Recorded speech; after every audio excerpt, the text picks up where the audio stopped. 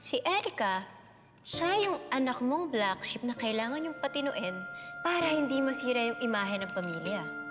Si Erica, yung pasaway mong anak. Si Erica, yung puro gulo yung pinapasok dito sa pamilyang to. Si Erica, yung walang ginawang tama para sa'yo.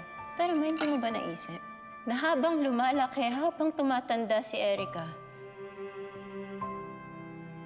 ang pinaka-kinakailangan niya yung gabay ninyo. Don't pretend that you care about me. Kasi ma, you're a little too late for that. Erica?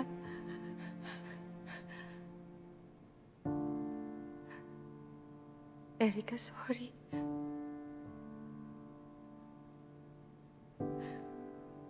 Sorry kung hindi naging patas ang pagtrato ko sa iyo ng kuya mo. Paano ba yan? Hindi na ako makakabawi sa'yo.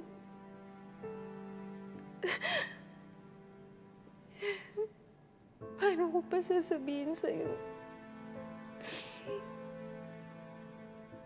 Mahal naman talaga kita eh.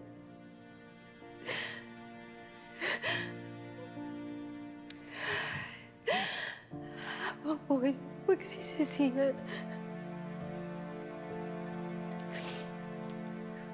Kung paano ako hindi naging totoong nanay sa'yo. Sorry na.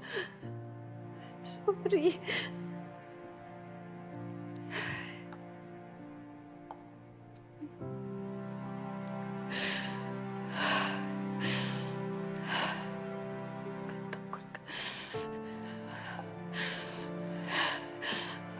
Tanggol ka pang babayaran mo to. Babayaran mo to.